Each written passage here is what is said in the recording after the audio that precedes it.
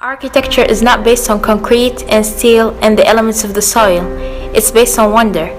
And that wonder is really what has created the greatest cities, the greatest spaces that we had. And I think that's indeed what architecture is. It is a story.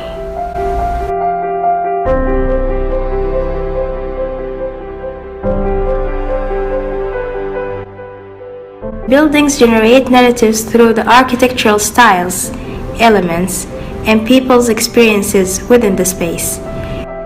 We've been perceiving stories of architecture throughout history. If we take icons of the past for examples, till today, we can read the stories of the historical icons such as mosques, pyramids, and the cathedrals.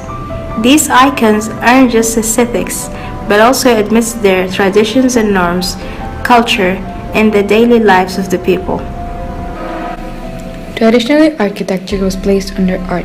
Thus, the philosophies of architecture was also developed under the philosophies of art. Architecture is more than what you just see. I dwell in the city and the city dwells in me. The forms and the elements of each building are trying to talk to you. The dimensions of architectural experience are larger when taking into account the full breadth of sensual. The objects we create are us, our identities, and our messages to the world. Your house protects you, smiles at you, and waits to be discovered deeply, not suddenly but gradually.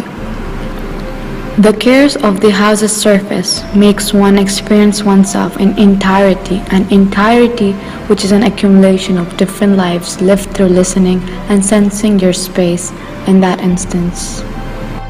Architectural elements from the films can be letters to you from the filmmakers. Films try to convey fear, joy, or suspense through creating spatial montages. These montages help in creating an impressive impact on the minds of the viewers by emotionally and visually indulging them with the characters of the film. The narratives of the past develop appreciation and awareness of the architectural richness and design theories and heritage. For instance, the architecture of the cathedrals. These buildings characterized by the large scale, branching traditions of forms, functions, and styles that all ultimately drove from the early Christianity, which celebrated the urbanization and intellectual revival of Europe. Another example from the past is pyramids. Pyramid stands for death and rebirth, while the base stands for the body, and the fourth side symbolizes the spiritual attempts, and the point symbolizes the harmonious union of human with God. This shape was carefully chosen to imitate the underlying aspects of divine unity. The pyramids at the spiritual level are a symbol of the integration of the soul and self.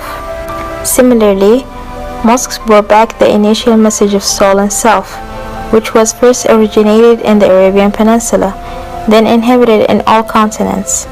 Even though mosques evolved in the past centuries, it remains the essence of mosques and maintain the basic characteristics. We can still identify the mosque through their main elements, such as the great entrance, minarets, and the prayer hall.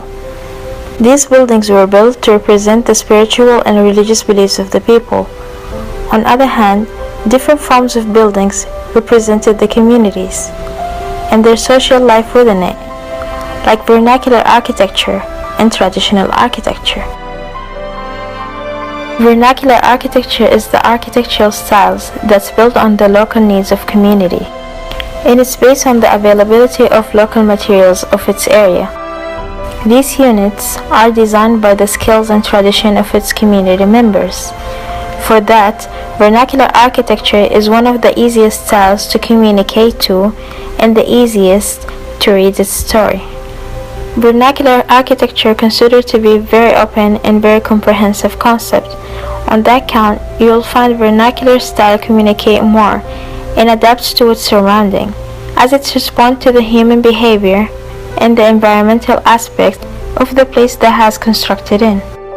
The Nubian architecture, for example, is one of the architectural styles that represents the Nubian heritage and an extension of the Pharaonic civilization. The Nubians always express their attachment to their culture through the decoration of their buildings' exteriors, doorways, and gates. which is always known by the mixed vivid colors, figurative and geometric motifs in mud and white plaster. They always make their gates of wavy lines that symbolizes the Nile, curved lines that symbolizes the palm fronds, the circles that symbolizes the rising sun inspired from the Pharaonic legacy, which they admire and represent. Another example of vernacular architecture is the Arabian tent, or the khema. It's the traditional dwelling caused by environmental conditions imposed by nature on the lives of Bedouins. The tents are made from camel and sheep wool, and it's furnished by handmade crafts that produced by the same materials used in weaving the tents. This form of vernacular architecture narrates the economical struggles of Bedouins, which depended on the constant travel behind water and pasture. These tents also narrate the social importance of their societies, where they valued the community structure by the arrangement of their units. Through this particular design, equipment and furniture that is used within these tents narrated the stories of their uses. The Taj Mahal, an architectural jewel, a monument to a grand passion, and the symbol of the golden age of the Mughal architecture. It was built in the 17th century by Shah Jahan, the king of the worlds, the ruler of India's mighty Mughal empire. This king gave the world an architectural masterpiece of a kind it had never seen before. The building of this monument was the Mughal's way of fulfilling his promise to his beloved wife. The legendary and the most beautiful Mumtaz Mahal, the beloved of this Mughal, has her final resting place in the world's most beautiful building. As you move towards the monument, you aren't moving just towards another piece of architecture. You move towards the Mughal, his wife, and their eternal love frozen in marble, a building more sublime than any conceived or carved by human hand. Through decades that have passed, this tomb has carved its messages in time. The extensive use of marble gives this monument the universal statement of grandeur. The layouts and elements of this icon refer to the promises and the statements of God. The Islamic motifs of flowers and fruits symbolize the gardens of paradise, while the verses carved in marble narrate the rewards of the believers and also the doom that awaits the disbelievers. The fine and the supreme details of this monument convey to us the intensity of love and the wealth of the Mughal. This legacy makes their love immortal, and Taj Mahal will narrate this till the end of time. Contemporary architectural institutions links between architecture concepts and philosophies with the education through the nature of architecture and the evolution of architectural principles throughout history. If we look at the historical buildings until the early 1900s, we would find them relied more on the principles such as less is more, or form follows function. That could be due to the convictions of the architect's design, or just because of the technical challenges at that time. Certainly, that way of thinking has changed since the late 1970s, specifically when the postmodern movement has appeared, and pioneer architects started expressing their architectural thoughts, like Robert Venturi, for instance. He was widely critical of the overwhelming simple and functional modernism. He came up with the new principle, less is more, and that he followed in his architectural designs, which contradicts with all the ideas followed by the principle, less is more. We would find some of the architects actually applied this principle in their designs. If we look at the Piazza d'Italia, for example, the piazza designed under the principle of form follows fiction. The architect wanted to dedicate this space for the Italian immigrants and for the Italian American in the United States. He created a space that celebrates the Italian legacy, a place that simulates their motherland, and to communicate with it through its design.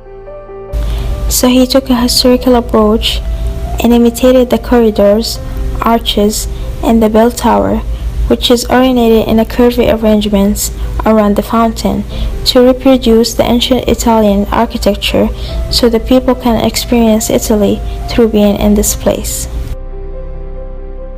concepts and philosophies attracted educational institutions, and ever since, architecture schools are trying to deliver this concept to students to influence their perception on visualizing architecture.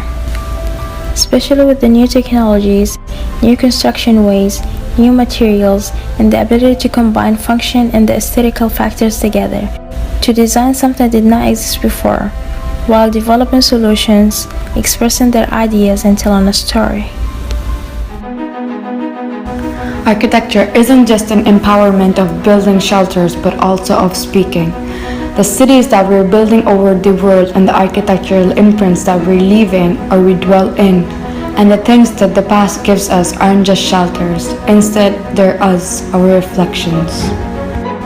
Regardless of the architectural style or the region's backgrounds, the globally considered factor is the experiential journey of the users within the spaces, because architecture is beyond just aesthetics. The intricate relationship of materials, methods, traditions, cultures, norms, senses, self-reflections, and beliefs define your space. And your space defines you. The stronger the relationship, the stronger the messages.